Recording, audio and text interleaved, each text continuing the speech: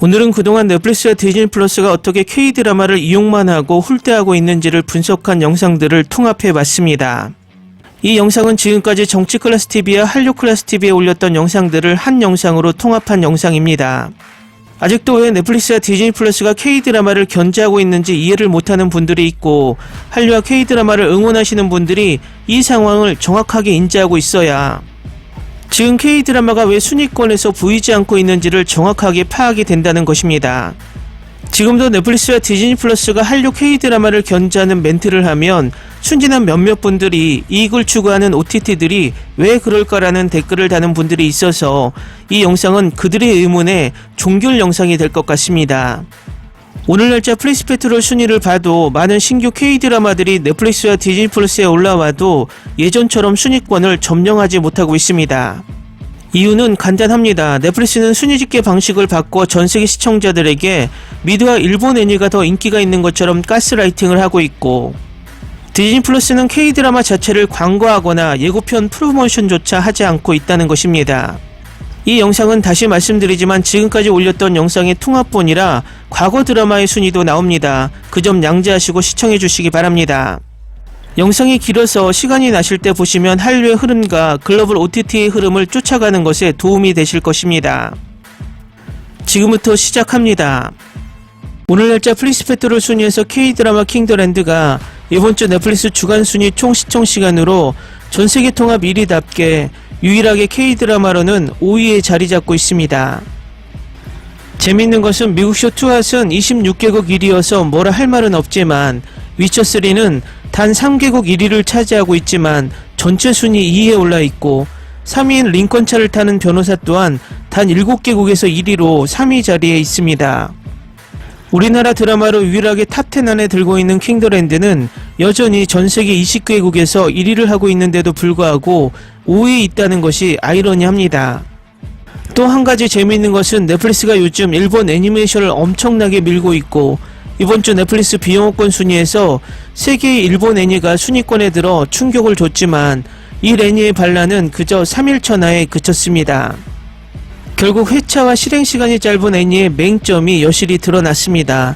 일본 애니는 마니아층이 유럽과 남미, 아시아에 조금씩 편중되어 있어서 초반 노출되었을 때 반짝하고 시청률이 올라가지만, 마니아층이 시청을 마치면 더 이상 회차와 실행시간이 짧기 때문에 순위권에서 지속적으로 머물 수 없다는 맹점이 나타나고 있습니다.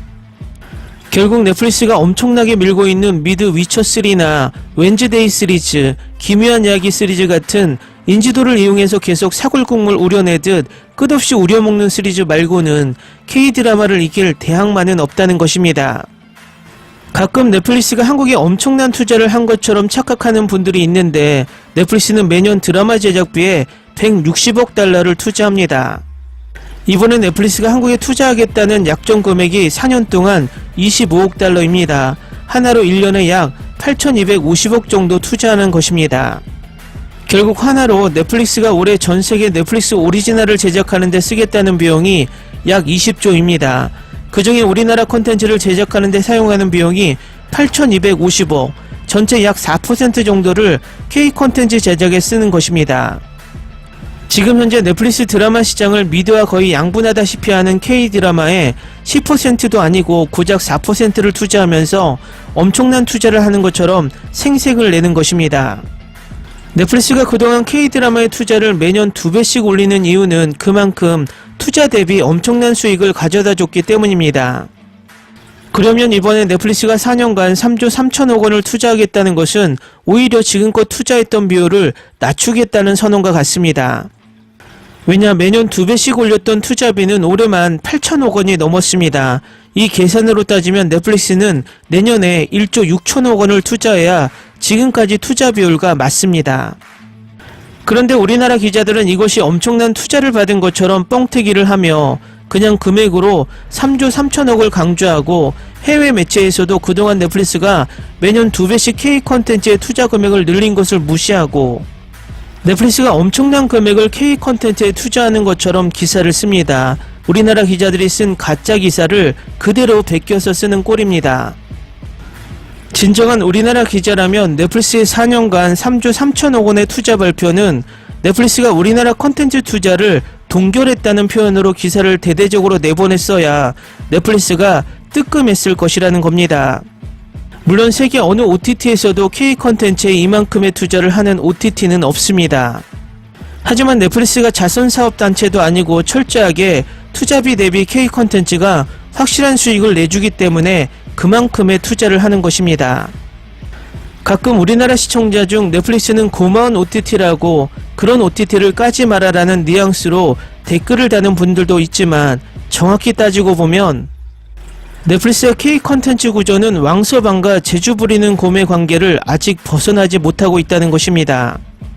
이유는 미국, 유럽, 심지어 남미 콘텐츠 제작자와 한국의 콘텐츠 제작자의 수익 비율에서 한국 콘텐츠 제작자들이 엄청나게 손해를 보고 있다는 것입니다.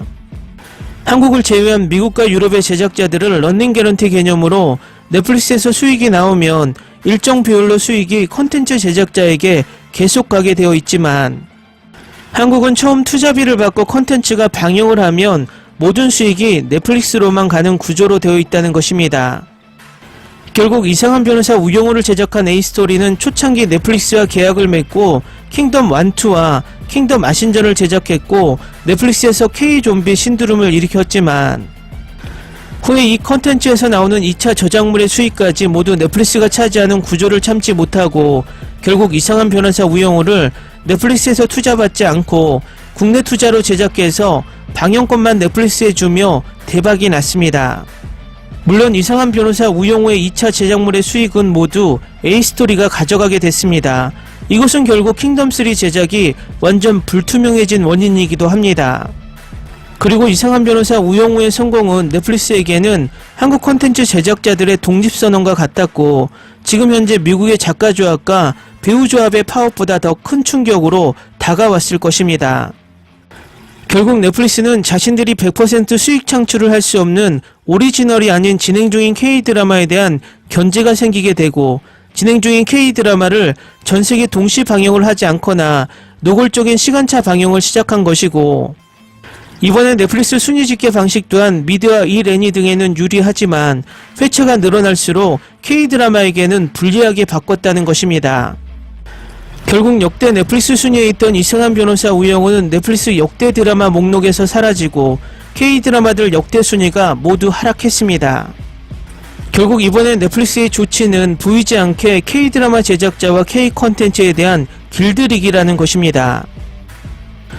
이것은 K-드라마가 수익을 엄청나게 내주고 있지만 넷플릭스의 순위를 K-드라마가 장악을 해서 오히려 권리를 더 주장하고 자신들이 컨트롤할 수 없는 위치에 오르지 못하게 하는 견제도 있다는 것입니다.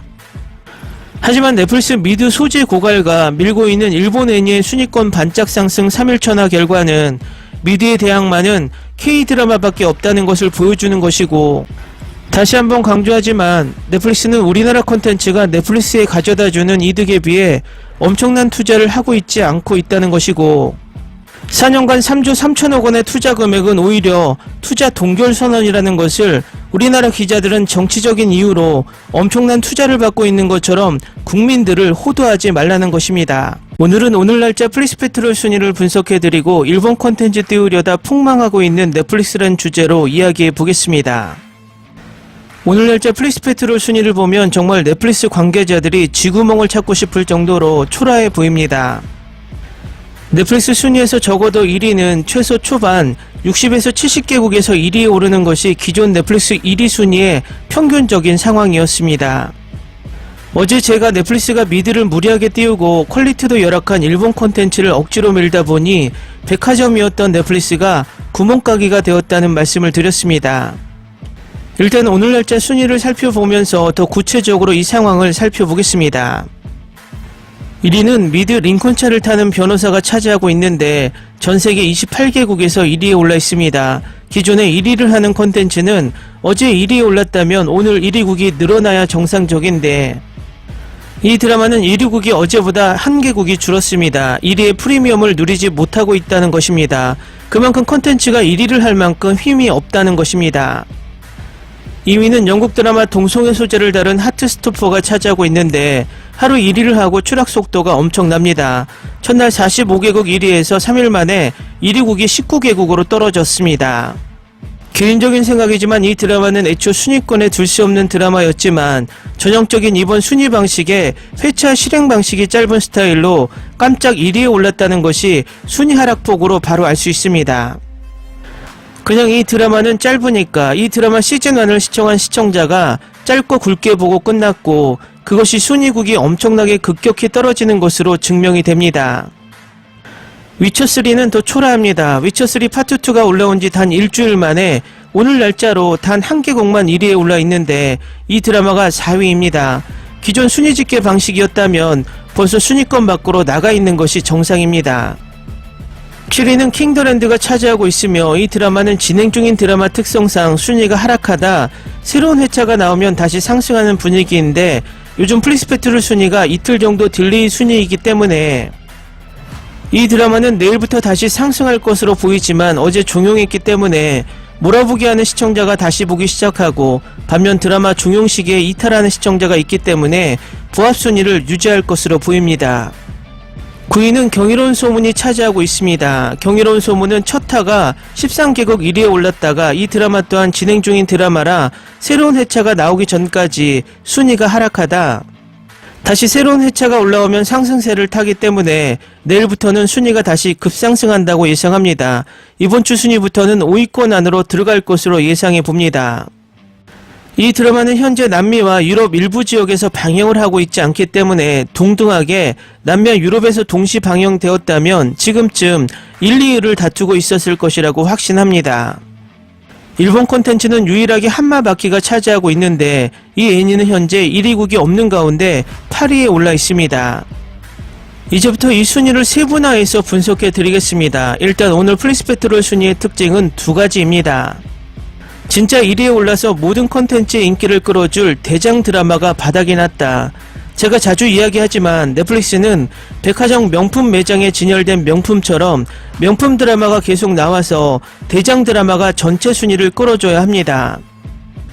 하지만 요즘 대장 드라마들은 하루에 끝나거나 길어야 일주일 천하가 끝입니다. 그만큼 넷플릭스 드라마의 힘이 떨어졌다는 것입니다.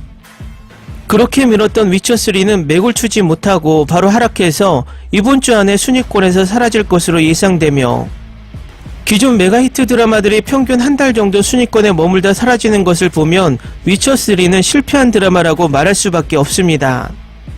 두 번째는 일본 콘텐츠가 순위에 들었다 사라지는 속도가 빛의 속도로 빨라졌다입니다.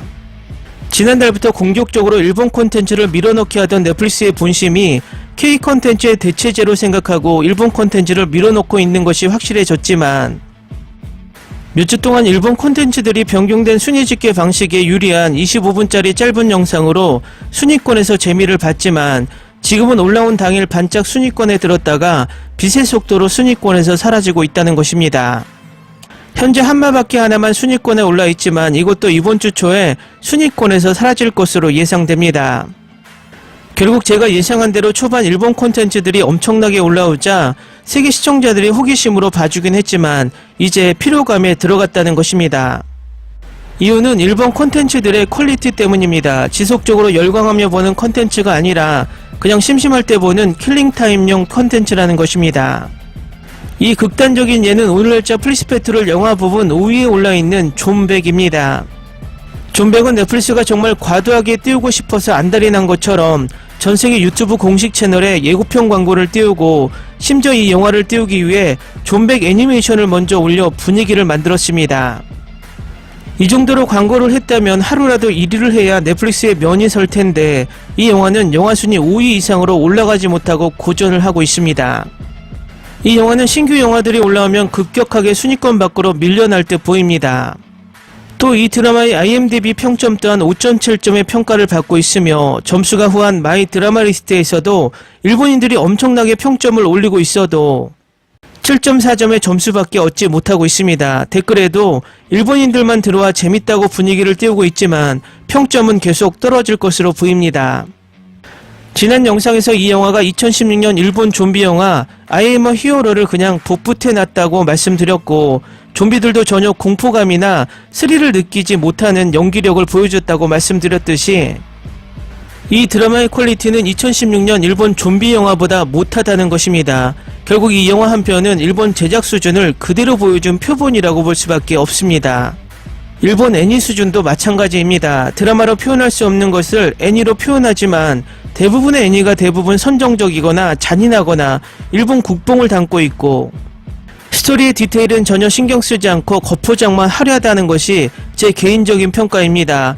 결국 일본 애니는 스토리 때문에 보는 것이 아니라 청소년들의 성적 호기심과 잔인함을 포로로 시청률을 올리고 있다는 것입니다.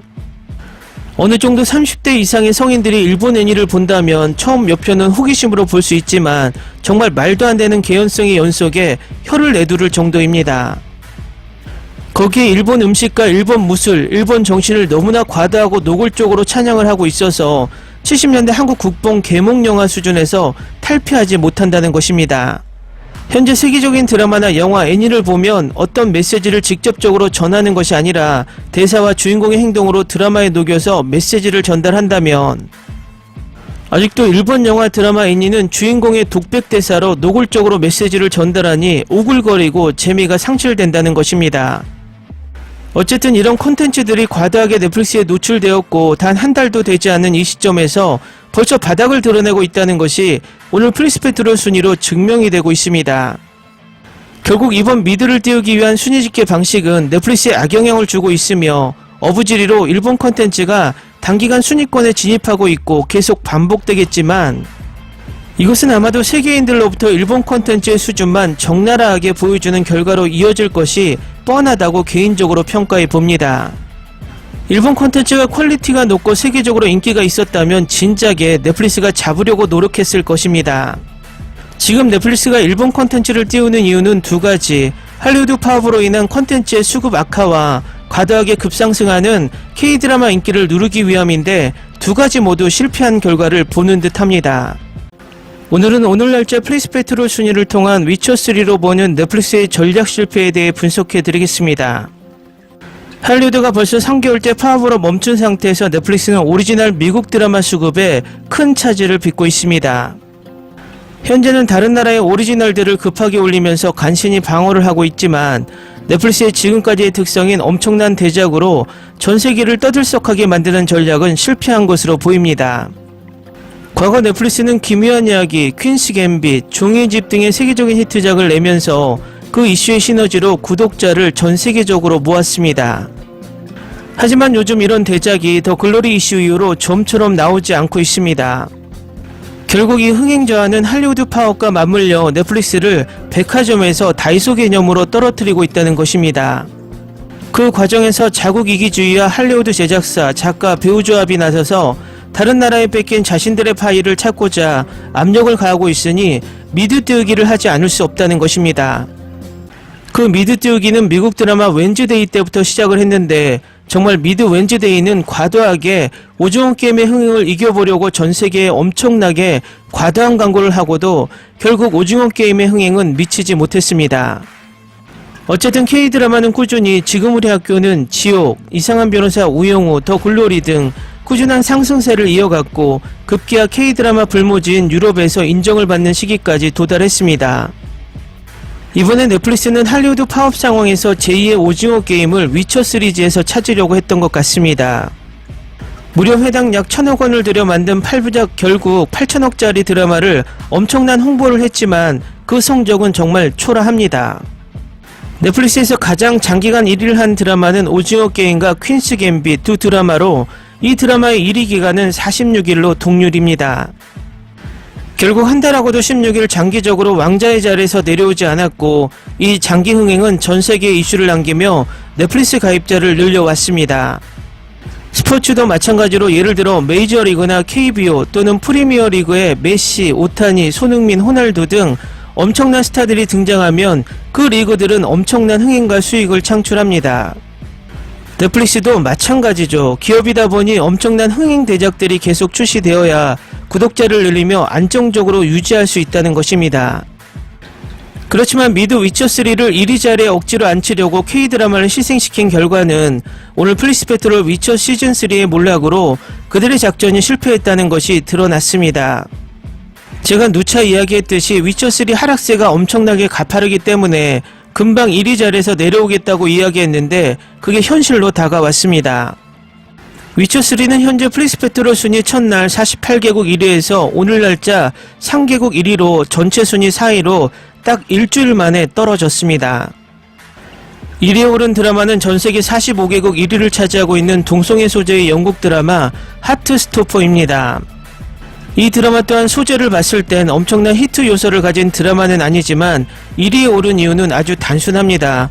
회차가 짧고 실행시간이 짧은 새로 바뀐 넷플릭스 순위 집계 방식의 딱 맞춤형 드라마입니다.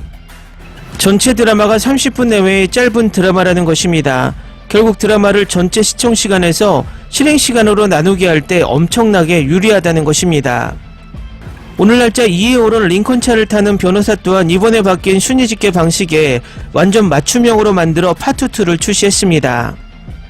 원래대로라면 10회차를 그냥 올리면 되지만 이 드라마 또한 5회차로 쪼개기를 해서 올리고 있는데 재밌는 것이 앞에 올렸던 5회차는 1회당 50분이 넘는 실행시간이었지만 이번에 파트 2 5회차는 대부분 1회에 50분을 넘기지 않는 실행시간으로 조정해서 올렸다는 것입니다. 철저하게 넷플릭스 순위를 계산해서 드라마 실행시간을 편집했다는 것이 표가 납니다. 이젠 넷플릭스 순위에 들기 위해서는 1회당 실행시간이 모두 30분짜리로 조정이 필수가 될 듯 보입니다. 이것은 이렌이 나의 행복한 결혼 생활에도 뚜렷하게 나타납니다. 25분짜리 영상 3화를 처음에 올렸고 넷플릭스 순위에 오른 이 애니는 일주일에 25분짜리 1화씩 쪼개서 올리고 있습니다. 결국 이 작전은 성공해서 계속 넷플릭스 순위권에 들고 있다는 것입니다. 그런데 과연 이 편법이 넷플릭스에서 장기간 좋은 결과를 초래할까요? 단적으로 일드와 K드라마의 퀄리티 차이를 보면 알 수 있습니다. 한국에서 엄청난 히트를 한 드라마를 일본에서는 리메이크를 자주 합니다. 예를 들어 이태원 클라스는 총 16부작으로 1회 실행시간이 60분이 넘습니다. 일본 리메이크 록봉기 클라스는 총 13부작으로 1회당 60분 이하입니다. 결국 일본 넷플릭스 순위에서 이 록봉기 클라스는 깜짝 며칠 1위를 하다 결국 원작 이태원 클라스가 다시 1위에 오르게 만들었습니다. 물론 일본의 제작력과 연기력이 K드라마를 따라오지 못하는 이유도 있지만 회차 실행시간에서 드라마의 디테일을 따라올 수 없었기 때문입니다. 지금 넷플릭스는 단지 미드를 1위로 만들기 위해서 K드라마의 장점인 16화에 해당 60분이 넘는 형식에 딱 반대되는 회차가 짧고 실행시간이 짧은 드라마를 생산하며 1위를 차지하기 위해 발버둥을 치고 있습니다. 그런데 그 부작용은 이런 식으로 계속 회차와 실행시간이 짧은 드라마를 생산해 내다 보면 앞으로는 오징어 게임이나 기묘한 이야기와 같은 대히트 드라마가 절대 나오지 않는다는 것입니다. 드라마가 짧으면 그만큼 끝까지 보는 시청자가 많아지지만 전 회차를 나눠서 출시하기 때문에 드라마가 재미없다면 절대로 파트 2는 시청을 하지 않는다는 것입니다. 동시에 출시하면 중간에 지루해도 끝까지 보는 시청자가 있지만 파트를 나눠서 출시하면 파트 1을 포기한 시청자들은 절대 파트 2를 시청하지 않는다는 것입니다. 결국 그 결과가 8천억짜리 드라마를 단 일주일 만에 1위 자리에서 내려오게 만든 패착인 것입니다. 이 결과는 흥행에 실패한 영화가 극장에서 일주일 만에 상영을 내리는 것과 같은 현상입니다. 결국 K드라마를 잡겠다고 꼼수를 내놓은 이번 넷플릭스의 작전은 단기간 새로운 드라마가 반짝이게 만들 수 있지만 그동안 엄청난 대작들로 대박 흥행을 본 넷플릭스에게는 구독자를 더 빨리 잃게 하는 바보 같은 운영을 하고 있다는 것입니다. 문화의 흐름은 흐르는 물과 같습니다. 아무리 인간이 위대하다고 그 흐름을 막기 위해 인위적인 댐을 만들어 물을 가두고 흐름을 바꾼다고 하지만 그 흐름이 커지게 되면 댐도 무너지게 되고 더 큰 홍수 피해를 입는다는 것이죠. 넷플릭스나 빌보드 미국 문화업계 관계자가 K드라마, K팝의 흐름을 바꿔보려고 순위 집계 방식을 계속 바꾸면서 그 흐름을 막아보려 해도 결국은 보고 싶고 듣고 싶은 곳으로 대세는 기울어지게 되어 있다는 것입니다. 현재 일본 또한 넷플릭스에 계속 자국의 컨텐츠가 올라오며 인위적인 히트를 보면서 박수를 치고 있겠지만 너무 과하게 많은 작품들이 쏟아져 올라오면 시청자들은 처음에 관심을 보이지만 시간이 지나면 퀄리티 때문에 외면하고 그 후에는 관심을 잃게 된다는 것입니다. 지금 할리우드 파업으로 인해 넷플릭스가 일본 콘텐츠를 계속 풀고 있지만 이것은 아마도 일본 콘텐츠의 자충수가 될 것입니다. 왜냐, 일본 콘텐츠가 인기가 전 세계적으로 있으려면 이전부터 엄청난 인기를 얻고 있어야 하지만 그냥 일본 애니는 전세계 소수가 좋아하는 마이너 문화였기 때문입니다. 결국 이 마이너들이 현재 열광하고 짧은 영상을 시청해주고 있지만 커다란 댐을 무너뜨릴 정도의 팬층을 확보하지 못한다는 것입니다. 그것은 일본 애니들이 일주일도 안 돼서 순위권에서 빠른 속도로 순위권 밖으로 추락하는 것을 보면 알 수 있습니다. 하지만 K드라마는 정말 꾸준히 중위권이라도 한번 순위권에 들면 내려오지 않는다는 것이 그것을 증명한다는 것입니다. 지난번에도 말씀드렸지만 할리우드 파업이 종료되면 가장 먼저 토사구팽당할 컨텐츠가 바로 일본 컨텐츠라는 것입니다. 오늘은 이번 주 넷플릭스 주간 순위를 분석해드리고 일본의 넷플릭스 순위의 조직적 개입의 또 다른 정황에 대해 살펴보겠습니다. 매주 수요일은 넷플릭스 공식 주간 순위가 나오는 날입니다. 오늘은 킹더랜드가 전세계 총 시청시간과 조회수 모두 통합 1위를 했다는 소식을 전해드리겠습니다. 일단 넷플릭스 통합 전체 순위부터 알려드리면 전세계 통합 1위는 킹더랜드가 470만 조회수로 미드 스위트 매그놀리아와 링컨차를 타는 변호사의 동률 460만 조회수를 제치고 통합 1위에 등극했습니다. 그런데 더 중요한 것은 킹더랜드 총 시청시간이 2위인 미드 스위트 매그놀리아 3,950만 시청시간 대비 킹더랜드는 6,510만 시간으로 거의 2,560만 시청시간 차이로 압도적인 시청시간을 기록 중입니다. 넷플릭스 순위 집계가 바뀌기 전 순위 집계 순위였다면 킹더랜드는 거의 이상한 변호사 우영우급의 세계적 이슈를 낳았을 것입니다. 그래서 세계적 순위가 이렇게 중요한 것입니다. 1위가 아니면 주목도가 떨어지고 전세계 언론사들의 기사량이 줄어들고 이슈가 없기 때문에 더 시청할 세계 시청자도 줄어들게 된다는 것입니다. 그렇기 때문에 넷플릭스가 순위 집계를 바꿔가면서 미드를 적극적으로 띄워주기에 나선 이유입니다. 각설하고 이제부터 한국 순위를 전해드리고 이상한 일본 순위까지 통합해서 이 순위를 분석해드리겠습니다. 넷플릭스 비영어 순위 8위 이번 생도 잘 부탁해는 전세계 남미와 아시아에서 16개국에서 탑10에 올라 있습니다. 비영어 순위 6위에는 셀러브리티가 차지하고 있으며 셀러브리티는 아프리카 모로코와 아시아 17개국에서 탑10에 올라 있습니다. 비영어 순위 1위는 킹더랜드가 올라 있으며 킹더랜드는 전 대륙 46개국 탑10에 올라 영어 비영어권 통합 1위에 올랐습니다. 위에도 말씀드렸듯이 미드 스위트 매그놀리아와 링컨차를 타는 변호사가 조회수로는 10만 조회수 차이밖에 나지 않지만 총 시청시간으론 2,500만 시청시간 차이가 나기 때문에 사실상 압도적인 차이인 것입니다. 일본 애니메이션이 이번에도 비영어 순위에 많이 올라있지만 모든 애니가 1000만 시청시간도 나오지 않는 시청시간으로 순위권에 있어서 드라마 애니의 순위를 분리하는 것이 맞다고 생각이 됩니다. 또 이 애니의 시청 조회수가 대부분 일본에서만 나오고 일부 아시아와 남미에서만 일어나고 있다는 것이 이 애니들의 순위권 나라를 보면 알 수 있습니다. 이 부분의 심각성은 플릭스페트롤 순위를 소개하고 바로 분석해 드리겠습니다. 오늘 날짜 플릭스페트롤 순위 1위는 어제와 같이 미국쇼 투아시 차지하고 있는데 재밌는 것이 22개국에서 1위에 올라 있다는 것입니다. 2위는 미드 스위트 매그놀리아가 차지하고 있는데 이 드라마는 1위 나라가 18개국입니다. 3위는 킹더랜드가 차지하고 있는데 1위국이 계속 늘어서 어제 22개국에서 오늘은 25개국으로 1위국이 더 늘었습니다.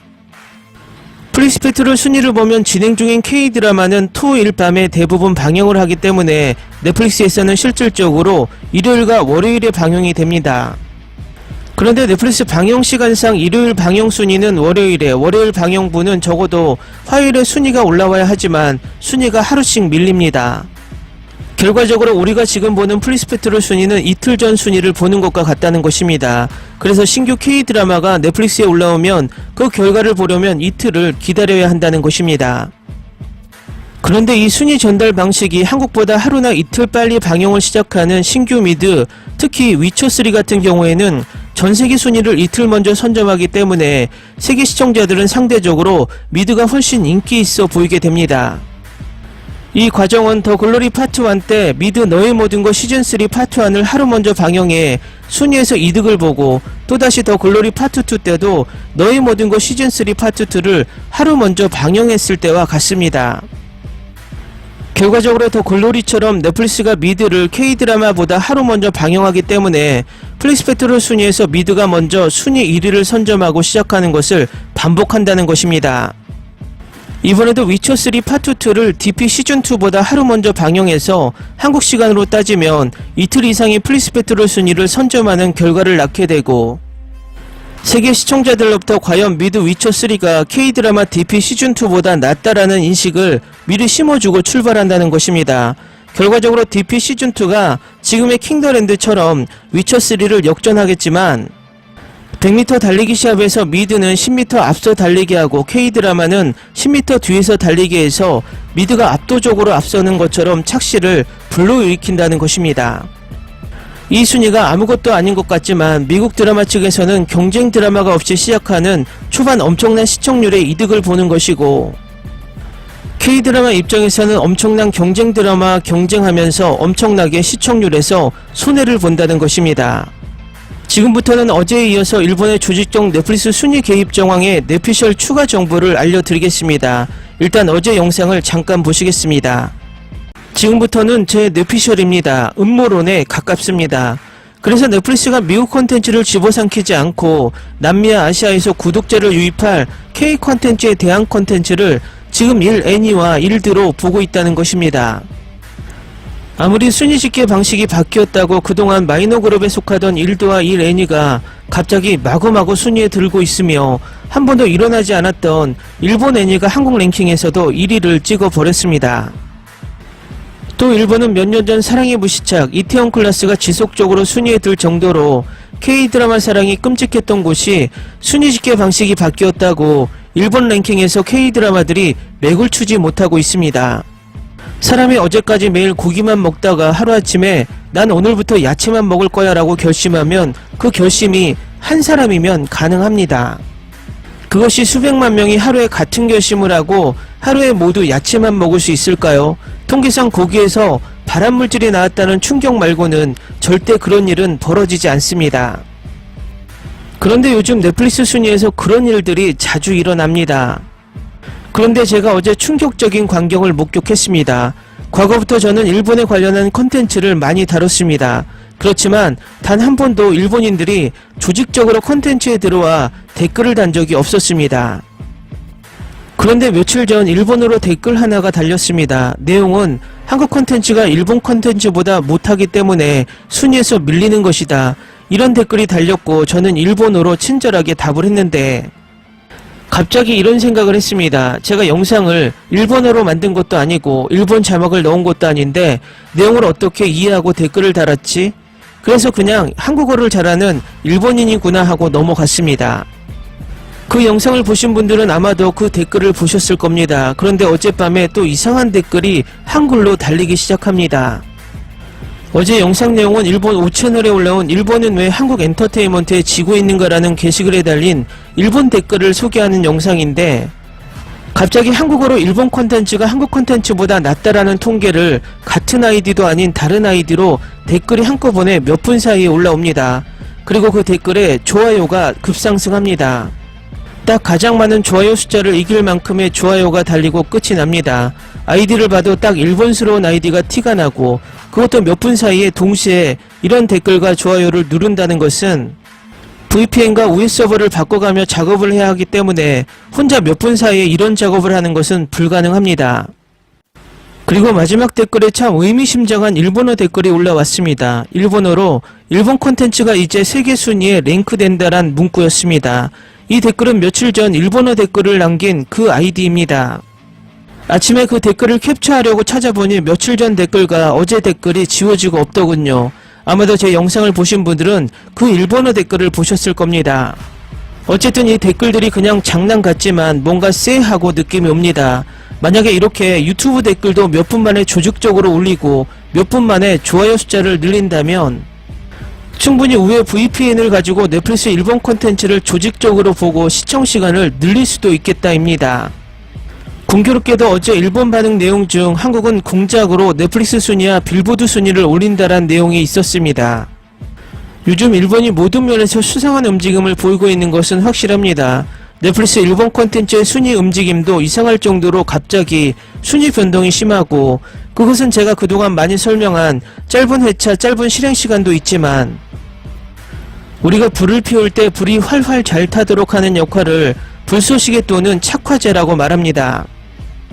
만약 지금 일본 콘텐츠가 순위에 오르고 있는 넷플릭스 현상이 미국의 순위 집계 방식의 변경과 일본의 조직적 시청이 넷플릭스 순위를 올리는 불쏘시개 역할 때문일 수도 있다는 넷피셜입니다. 어제 영상에 이어 이 넷피셜을 뒷받침하는 정황상 조짐을 추가로 설명해 드리겠습니다. 위 넷플릭스 주간 순위에도 설명해 드렸듯이 일본 애니의 시청률은 대부분 일본에서 압도적으로 나옵니다. 2015년 일본의 아베 정부가 조직적으로 댓글 부대를 운영한다는 뉴스가 NHK에서 고발된 적이 있습니다. 그런데 어제 한국에서 이런 뉴스가 나옵니다. 후쿠시마 오염수 가짜 뉴스를 대응하기 위해 일본에서 TF팀을 구성해서 적극적으로 모니터링 전세계 유튜브 가짜 영상 삭제를 하겠다는 내용입니다. 결과적으로 이 TF팀이 어디서 조직된 걸까요? 기존의 자민당이 보유한 댓글 부대가 운영될 가능성이 크고 2015년에 구성된 이 팀이 더 조직화되고 대형화될 가능성이 충분히 있다는 것입니다. 며칠 전에 제 영상에 달린 조직적 댓글 움직임도 이 가능성이 큽니다. 아마도 이제 저뿐 아니라 다른 유튜버가 일본에 대한 부정적인 영상을 올리면 이 댓글 부대에 공격을 당할 가능성이 높다고 보입니다. 그런데 정부 차원에서 이런 조직적인 팀을 운영하는데 일본 콘텐츠를 상위로 밀기 위한 넷플릭스 순위 올리기 팀이 없을까요? 저는 일본은 충분히 그렇게 할 가능성이 높다고 넷피셜을 전해드립니다. 어쨌든 미국 빌보드는 K-팝 빌보드 순위 점령을 우려해서 빌보드 순위 집계 방식을 바꿨고 넷플릭스는 K-드라마의 순위 점령을 우려해서 넷플릭스 순위 집계 방식까지 바꿨습니다. 하지만 K-팝 BTS 정국은 빌보드 1위를 했고 K-드라마 킹더랜드는 넷플릭스 전세계 통합 1위를 달성했습니다. 이것은 아무리 견제를 해도 한번 불타오르는 문화의 힘은 꺼트릴 수 없다는 것을 증명합니다. 오늘은 오늘 날짜 플릭스페트롤 순위를 분석해드리고 요즘 일본 애니와 일본 드라마가 순위권에 들고 있는 것에 대한 일본의 조직적 움직임 가능성이 있다는 것까지 전해드리겠습니다. 어제 제가 한류클래스TV에서 예측한 대로 오늘 날짜 플릭스페트롤 순위에서 킹더랜드가 역주행했습니다. 이 지표를 봤을 땐 내일 올라온 넷플릭스 주간 순위에서 미국쇼 투핫과 전세계 통합 1위를 놓고 경쟁할 것 같은데 총 시청 시간으론 압도적으로 전세계 통합 1위는 확정적일 것 같습니다. 요즘 정치클래스TV에서 계속해서 넷플릭스 점수 계산 방식의 맹점을 지적하고 이 순위 계산 방식이 미드와 일본 애니와 드라마를 위해 설계되었다는 것을 계속해서 데이터를 가지고 증명해 드렸습니다. 간단히 말해서 짧은 회차와 짧은 실행시간을 가진 드라마쇼가 무조건 순위 싸움에서 유리하다입니다. 현재 킹더랜드는 회차가 계속 늘어나고 있는데도 불구하고 순위권 상위에 있다는 것은 이 드라마의 인기가 미드 위쳐3를 능가하고 있다는 것을 방증합니다. 오늘 날짜 플릭스페트롤 순위에서 킹더랜드가 미드 위쳐3를 제치고 3위까지 역주행하며 올라섰습니다. 그런데 이 순위를 자세하게 들여다보면 더 재밌습니다. 요 며칠 1위를 달리고 있는 투핫이 22개국 1위, 3위를 달리고 있는 킹더랜드도 22개국으로 1위국이 동률이라는 것입니다. 그리고 새롭게 2위까지 올라온 미드 스위트 매그놀리아는 16개국 1위에 올라 있는데 그 이유는 새로운 점수 집계 방식 때문에 회차가 짧고 실행시간이 킹더랜드보다 짧기 때문입니다. 그것은 1위를 달리고 있는 미국쇼 투핫은 더 그렇습니다. 그런데 여기서 넷플릭스의 딜레마가 보입니다. 1, 2위를 달리고 있는 투핫과 스위트 매그놀리아가 힘을 쓰지 못하는 곳이 있습니다. 그것은 바로 남미와 아시아입니다. 두 콘텐츠의 히트맵을 보면 지역적으로 다소 보수적인 중동과 아시아에서 투핫이 순위에 든 나라가 전무합니다. 전세계 1위인 쇼인데 말입니다. 2위인 스위트 매그놀리아 또한 아시아에서 힘을 발휘하지 못하고 있습니다. 지금 넷플릭스나 디즈니 플러스의 구독자 분포는 북미와 유럽은 포화 상태까지 갔고 오히려 구독자가 정체 또는 감소하는 추세입니다. 그래서 두 공룡 OTT들이 엄청난 전쟁을 벌이는 곳이 바로 남미와 아시아 지역입니다. 그런데 미국 주력 콘텐츠들이 아시아와 남미에서 힘을 쓰지 못하면 미국 콘텐츠로는 이곳에서 구독자를 유입시킬 수 없는 것입니다. 그 대안이 바로 K 콘텐츠였습니다. K 콘텐츠는 아시아와 남미에서 확실하게 인기를 끄는 콘텐츠이기 때문입니다. 남미 시장에서 K 콘텐츠의 위력을 킹더랜드의 히트맵을 보면 뚜렷하게 알 수 있습니다. 또 남미에서 가장 구독자 수가 많고 넷플릭스가 신경 쓰고 있는 브라질에서 킹더랜드는 일본 애니와 미국 드라마를 비웃듯 단 한 번도 1위 자리를 내주지 않고 있습니다. 지금부터는 제 뇌피셜입니다. 음모론에 가깝습니다. 그래서 넷플릭스가 미국 콘텐츠를 집어삼키지 않고 남미와 아시아에서 구독자를 유입할 K 콘텐츠에 대한 콘텐츠를 지금 1애니와 1드로 보고 있다는 것입니다. 아무리 순위 집계 방식이 바뀌었다고 그동안 마이너 그룹에 속하던 1드와 1애니가 갑자기 마구마구 순위에 들고 있으며 한 번도 일어나지 않았던 일본 애니가 한국 랭킹에서도 1위를 찍어버렸습니다. 또 일본은 몇 년 전 사랑의 무시착 이태원 클라스가 지속적으로 순위에 들 정도로 K-드라마 사랑이 끔찍했던 곳이 순위 집계 방식이 바뀌었다고 일본 랭킹에서 K-드라마들이 맥을 추지 못하고 있습니다. 사람이 어제까지 매일 고기만 먹다가 하루아침에 난 오늘부터 야채만 먹을 거야 라고 결심하면 그 결심이 한 사람이면 가능합니다. 그것이 수백만 명이 하루에 같은 결심을 하고 하루에 모두 야채만 먹을 수 있을까요? 통계상 고기에서 발암물질이 나왔다는 충격 말고는 절대 그런 일은 벌어지지 않습니다. 그런데 요즘 넷플릭스 순위에서 그런 일들이 자주 일어납니다. 그런데 제가 어제 충격적인 광경을 목격했습니다. 과거부터 저는 일본에 관련한 컨텐츠를 많이 다뤘습니다. 그렇지만 단 한 번도 일본인들이 조직적으로 컨텐츠에 들어와 댓글을 단 적이 없었습니다. 그런데 며칠 전 일본어로 댓글 하나가 달렸습니다. 내용은 한국 컨텐츠가 일본 컨텐츠보다 못하기 때문에 순위에서 밀리는 것이다. 이런 댓글이 달렸고 저는 일본어로 친절하게 답을 했는데 갑자기 이런 생각을 했습니다. 제가 영상을 일본어로 만든 것도 아니고 일본 자막을 넣은 것도 아닌데 내용을 어떻게 이해하고 댓글을 달았지? 그래서 그냥 한국어를 잘하는 일본인이구나 하고 넘어갔습니다.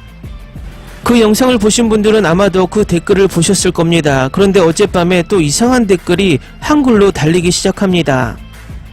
어제 영상 내용은 일본 5채널에 올라온 일본은 왜 한국 엔터테인먼트에 지고 있는가라는 게시글에 달린 일본 댓글을 소개하는 영상인데 갑자기 한국어로 일본 콘텐츠가 한국 콘텐츠보다 낫다라는 통계를 같은 아이디도 아닌 다른 아이디로 댓글이 한꺼번에 몇 분 사이에 올라옵니다. 그리고 그 댓글에 좋아요가 급상승합니다. 딱 가장 많은 좋아요 숫자를 이길 만큼의 좋아요가 달리고 끝이 납니다. 아이디를 봐도 딱 일본스러운 아이디가 티가 나고 그것도 몇 분 사이에 동시에 이런 댓글과 좋아요를 누른다는 것은 VPN과 US 서버를 바꿔가며 작업을 해야 하기 때문에 혼자 몇 분 사이에 이런 작업을 하는 것은 불가능합니다. 그리고 마지막 댓글에 참 의미심장한 일본어 댓글이 올라왔습니다. 일본어로 일본 콘텐츠가 이제 세계 순위에 랭크된다란 문구였습니다. 이 댓글은 며칠 전 일본어 댓글을 남긴 그 아이디입니다. 아침에 그 댓글을 캡처하려고 찾아보니 며칠 전 댓글과 어제 댓글이 지워지고 없더군요. 아마도 제 영상을 보신 분들은 그 일본어 댓글을 보셨을 겁니다. 어쨌든 이 댓글들이 그냥 장난 같지만 뭔가 쎄하고 느낌이 옵니다.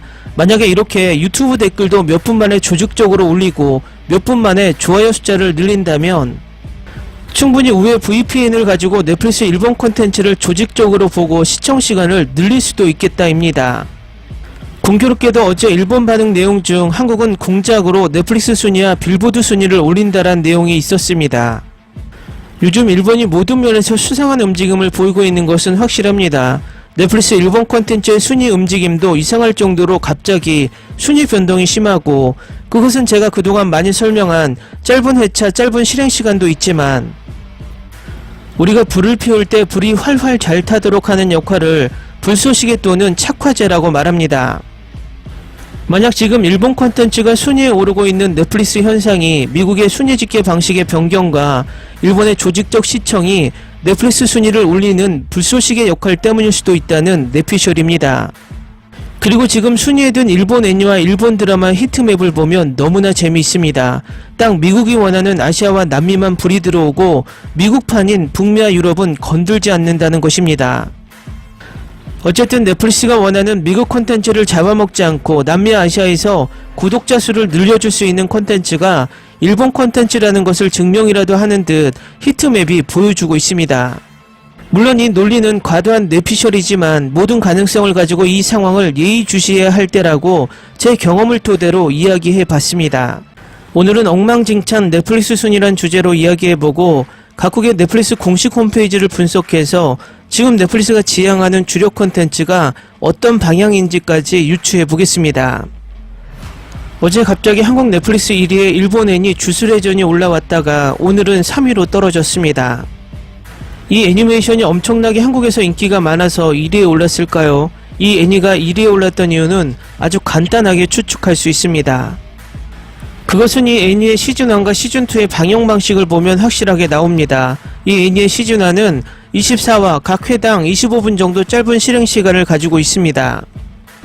시즌1의 경우 우리나라에서 10위권에 들지 못했다가 갑자기 우리나라 1위를 찍어버립니다. 시즌1에서 인기가 없었는데 갑자기 시즌2가 재밌어져서 1위를 찍었을까요? 솔직히 애니메이션은 주 타겟층이 정해져 있습니다. 우리나라 같은 경우는 초등생부터 20대 전후로 주 타겟층이 몰려있고 40대 이상은 물론 마니아도 있겠지만 주 마니아층에서 벗어납니다. 그런데 이 애니메이션이 1위에 오른 이유는 바로 방영 방식을 넷플릭스가 이번에 바꾼 넷플릭스 순위 집계 방식에 맞춰서 방영을 바꿨기 때문입니다. 시즌1처럼 24회를 그대로 내보내다 보면 시청하는 시청자가 중간에 이탈자가 많이 나오지만 시즌2는 단 3화에 1회당 25분이 안됩니다. 결과적으로 마니아층이 총 실행시간이 짧은 이 애니를 집중 시청하면 총 시청시간 나누기 총 실행시간으로 하기 때문에 조회수가 엄청나게 올라간다는 것입니다. 결과적으로 다시 이 이점 때문에 플릭스페트롤 순위가 상승하면 호기심에 기존에 보지 않았던 사람도 보게 하는 이득까지 취하게 됩니다. 그래서 혹자는 넷플릭스 주간 순위와 플릭스페트롤 순위가 중요하냐, 재밌으면 그냥 본다라고 말하지만 무엇을 볼까 망설이는 시청자들은 가장 쉽게 선택하는 사항이 바로 순위입니다.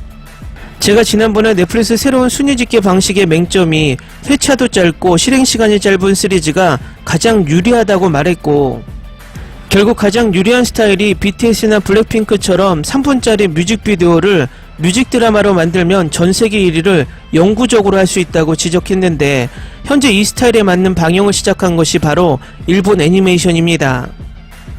미드 또한 엄청나게 회차를 줄이면서 올리고 실행시간까지 줄여서 올리고 있습니다. 그 대표적인 예가 바로 위쳐3입니다.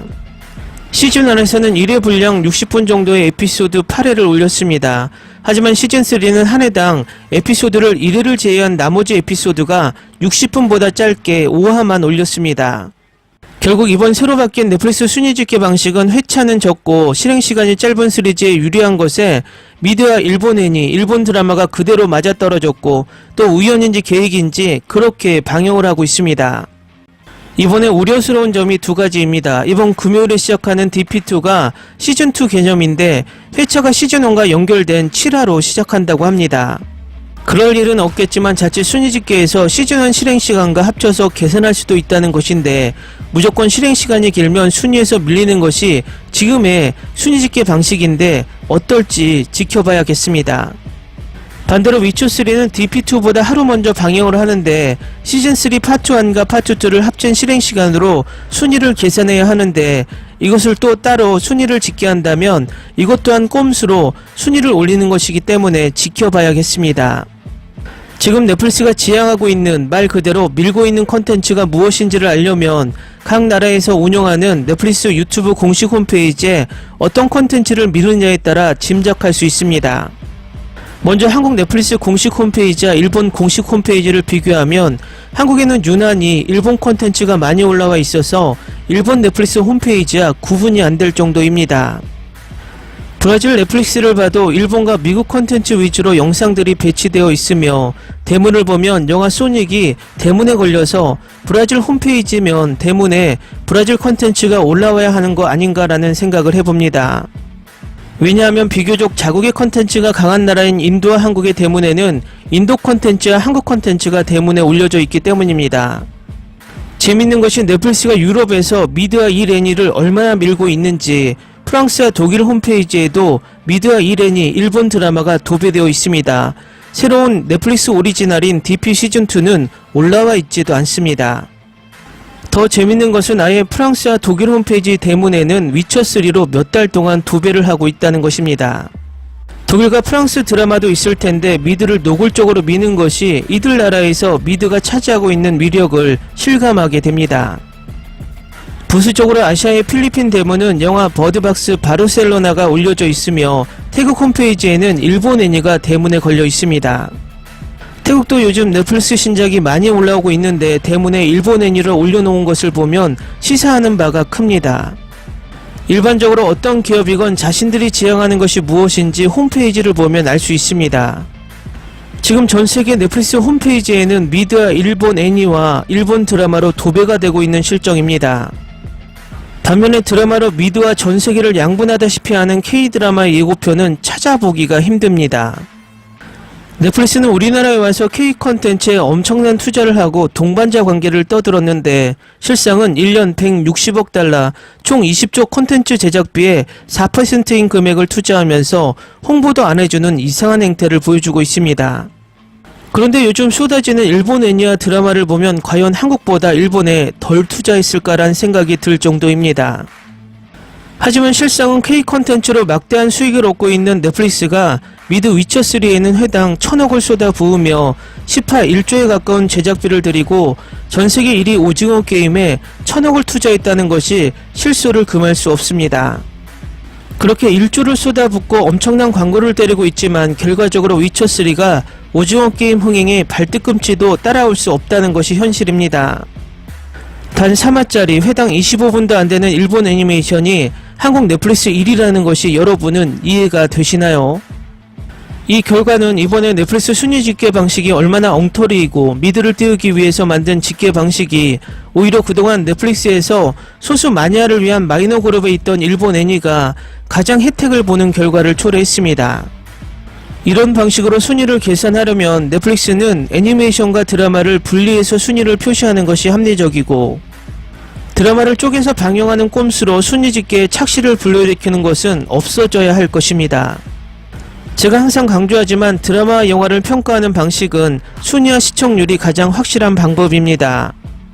올림픽에서 금운동 메달을 주면서 순위를 정하는 이유도 그것이 노력의 대가를 공정하게 평가하기 위함입니다. 아무리 넷플릭스가 이윤을 추구하는 기업이지만 미드를 띄우기 위해서 순위 집계 방식을 바꾸고 미드 쪼개기 방송을 한다면 공정성에 계속 신뢰를 잃게 되고 한국 시청자로부터 외면을 받게 될 것입니다. 그것은 구독자 이탈로 나타날 것이 분명해집니다. 그럼에도 불구하고 K드라마의 몇십 년 동안 이어진 인기를 쉽게 넷플릭스가 조종할 수 있다고 봤다면 큰 오산이라는 것을 인지해야 할 것입니다. 그것은 킹더랜드가 회차가 계속 늘면서 순위 집계에서 분리해도 순위에서 떨어지지 않는 현상 자체가 K드라마의 저력을 보여주는 것입니다. 오늘은 넷플릭스와 디즈니 플러스가 K 컨텐츠를 이용만 하고 찬밥을 만드는 실상을 구체적으로 분석해드리겠습니다.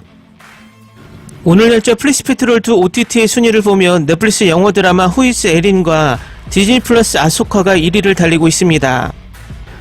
넷플릭스와 디즈니 플러스가 원하는 기분 좋은 순위가 계속 작성되고 있습니다. 제가 지적했듯이 플리스페트롤에 얼마 전부터 인구 50만도 안 되는 작은 프랑스령 섬나라들이 넷플릭스 영어권 드라마 순위를 바치고 있습니다. 플리스페트롤 순위는 넷플릭스가 보내준 조회수 데이터로 각 나라의 순위를 정하고 그 순위의 1위는 5점, 2위는 4점 이런 식으로 점수를 통합하여 전세계 순위를 정합니다. 결과적으로 이 순위에는 두 가지 맹점이 있습니다. 각 나라의 순위에 많이 잡혀야 유리하기 때문에 그러므로 무조건 더 많은 나라에서 방영해야 순위에 들 수 있어 전세계 동시 방영을 하지 않는 드라마들은 순위에서 분리합니다. 그러므로 킹더랜드나 경이로운 소문 시즌2가 이 순위에서 엄청난 손해를 봤습니다. 남미나 인도 지역에서 방영을 하지 않았고 회차가 10화 이상부터 방영을 시작해서 넷플릭스 새로운 순위 집계 방식에 회차가 늘어나며 순위에 완전 불리해졌습니다. 오늘 경이로운 소문 시즌2가 어제부터 남미 방영을 하며 제가 어제 예측했듯이 플리스페트롤 순위에 올라왔습니다. 그런데 경이로운 소문 시즌2가 단 2회만 남기고 있어서 아시아 시청률이 떨어지고 남미 시청률이 오르기 때문에 순위의 상위권으로 치고 올라가기에는 이제 불가능해졌다는 것입니다. 제가 경이로운 소문 시즌2와 킹더랜드 드라마 이야기를 하면 꼭 이 드라마는 망작이다란 분들이 있는데 그것은 다분히 주관적인 생각이고 이것은 순위 데이터를 가지고만 이야기하는 것입니다. 각설하고 지금 넷플릭스는 외신에서 디즈니 플러스 무빙의 시청률 순위가 나오자 갑자기 그동안 하지 않았던 진행 중인 K-드라마의 전세계 동시 방영을 하고 있습니다. 그것은 이 연애는 불가항력과 힙하게입니다. 그래서 이 두 드라마들은 회차가 나올 때마다 넷플릭스 순위에서 계속 이름을 올리고 있고, 이 연애는 불가항력은 오늘 날짜 플리스페트롤 순위에서 5위 마스크걸 바로 아래 6위에 올라있고, 위에서 언급했던 경이로운 소문 시즌2는 9위, 그리고 킹더랜드가 10위에 위치해 있다는 것입니다. 종영한 지 한참 된 킹더랜드가 왜 아직도 플리스페트롤 순위에 남아있을까요? 이유는 간단합니다. 뒤늦게 남미에서 방영을 하면서 아직도 남미 순위권에 남아있기 때문입니다. 킹더랜드는 아마도 작품성을 떠나서 넷플릭스 역사상 순위에서 가장 손해를 본 드라마로 남을 것입니다. 총 시청 시간으로 4주 연속 전세계 통합 1위를 뺏긴 드라마가 되었으니까 말입니다. 그리고 현재 마스크걸이나 얼마 전에 올라왔던 DP 시즌2 또한 같은 넷플릭스 오리지널이지만 유럽에서는 단 한국과도 이 드라마의 예고편조차 올리지 않았으니 얼마나 많은 시청자를 놓쳤는지 안타깝습니다. 지금 무빙도 마찬가지입니다. 같은 디즈니 플러스 오리지널이지만 해외 반응을 소개할 때마다 디즈니 플러스가 왜 이 드라마를 홍보하지 않는지를 한탄하는 해외 시청자들이 많다는 것입니다. 영국에 사는 시청자는 디즈니 플러스가 아수카를 버스 광고까지 하며 광고에 난리가 났다고 전하기도 합니다. 그런데 무빙은 이 드라마가 존재하는지도 모르는 시청자가 더 많다는 것입니다. 지난번 영상에도 말씀드렸지만 무빙이 한창 인기를 끌고 있는 우리나라조차도 디즈니 플러스 코리아 홈페이지 대문을 무빙에서 아수카로 바꿔버리는 우리나라 시청자들에겐 자존심 상하는 짓도 서슴지 않고 있습니다. 넷플릭스는 디즈니 플러스가 처음에는 우리나라 콘텐츠에 엄청나게 투자할 것처럼 선심을 쓰는 척했지만 현재는 오징어 게임, 지옥, 지금 우리 학교는 더 글로리 등의 수익으로 배를 불려놓고 넷플릭스는 전세계 드라마에 매년 20조를 투자하면서 한국에는 그 10%도 안 되는 8천억을 투자하면서 어마어마한 제작비를 투자하는 것처럼 온갖 생색을 냅니다. 이 8천억은 미드 위쳐3 한 편 제작비와 같습니다. 미드 한 편의 제작비를 지원하면서 광고도 홍보도 안 해주며 찬밥을 만들고 있다는 것입니다. 혹자는 이런 이야기를 합니다. 우리나라 제작자들 누가 이런 투자를 하느냐. 하지만 철저하게 기업윤을 따지는 미국 기업이 그럼 우리나라에 선심을 쓰며 투자를 할까요?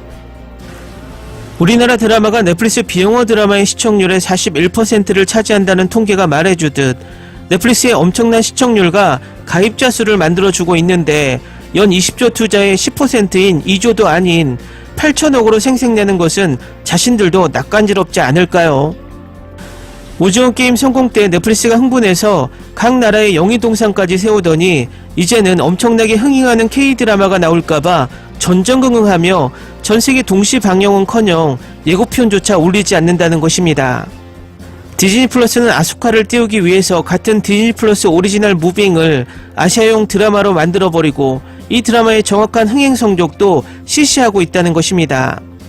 K-드라마 무빙의 흥행이 미드 아수카 흥행에 방해될까 디즈니 플러스는 전전긍긍하고 있다는 것입니다. 이런 넷플릭스가 디즈니 플러스를 지적하는 영상을 올리면 이런 댓글을 다는 분들이 있습니다. 미국 기업이 미국 드라마를 띄우는 것은 당연하다. 돈 많이 들인 것에 홍보를 더하는 것이 당연하다. 그게 당연하다라고 말씀하시는 분들은 경제학을 전혀 모르는 분들이죠. 기업의 이윤 추구는 최소의 비용으로 최대의 이윤을 창조하는 것입니다. K-드라마는 최소의 비용으로 최대의 이윤을 창조하는 드라마인데 고비용의 홍보를 바라는 것도 아니고 돈이 들지 않는 예고편조차 올리지 않는 것은 이들의 목적을 분명하게 밝히고 있다는 것입니다. 물론 미국의 작가조합, 배우조합, 미국의 제작자들의 압력이 이면에 숨어 있지만 철저하게 미국 기업답게 아메리칸 퍼스트란 국수주의가 밑바탕에 깔려 있다는 것입니다. 제가 넷플릭스의 가장 얄미웠던 부분이 오징어 게임 성공 후에 오징어 게임 챌린지라는 쇼를 한국 제작진들에게 맡기지 않고 자신들이 가져가서 자체 제작을 시도한다는 것입니다. K-드라마로 막대한 이득을 보고 IP를 가졌다고 한국이 만든 작품 소스를 가지고 자신들의 이윤을 추구하겠다고 나선 것이고 지난번 피지컬 100이 엄청나게 성공하자 화들짝 놀라서 혹시 자신들이 제작하는 오징어 게임 챌린지에 누를 끼칠까봐 또 다른 서바이벌 쇼 사이렌 불의 섬은 유럽과 남미에 예고편조차 올리지 않았다는 것입니다. 상식적으로 피지컬 100이 엄청난 성공 후에 나온 비슷한 서바이벌 쇼를 제2의 피지컬백이란 타이틀 부제를 붙이고 예고편만 올려줬다면 이슈 또한 엄청난 성공을 했을 것이라 예상했지만 그렇게 하지 않았습니다. 그리고 이슈의 해외 반응의 댓글에는 우연히 이슈를 찾았다라는 댓글이 엄청나게 쏟아졌고 극찬의 댓글도 많았다는 것입니다. 요즘처럼 미디어가 홍수처럼 쏟아질 때 예고편이나 광고가 얼마나 중요한지 누구보다 잘 아는 디즈니 플러스와 넷플릭스의 K-드라마 방영 행태와 광고 행태는 그들 가슴속에 국수주의가 뿌리 깊게 새겨져 있다는 것을 증명합니다. 어제 영상에서 말씀드렸듯 보이는 것이 모든 것을 보여주는 것이 아니라 그 이면의 진실을 봐야 제대로 보입니다. 미국이 하면 모두 괜찮고 중국이 하면 모두 나쁘고 일본이 하면 모두 좋고 이런 정치적인 시각이 아니라 우리도 미국 기업이니까 라는 아량이 아니라 우리 콘텐츠가 적당한 대우를 받을 수 있도록 이기적인 시각이 필요하다는 것입니다. 계속 반복하는 지적의 영상이 지겹다는 분들도 계시지만 이런 방송을 하는 채널이 없기 때문에 저는 지속적으로 이 부분을 알리고 여론을 형성하는 데 노력할 것입니다. 영상 잘 보셨나요? 이 밖에도 다른 영상도 있지만 너무 길면 부담이 될까 조금 생략한 영상들도 있습니다. 아무쪼록 이 영상이 왜 K-드라마가 넷플릭스나 디즈니 플러스 순위에 들지 못하고 있는지를 파악하는 데 도움이 되길 바랍니다.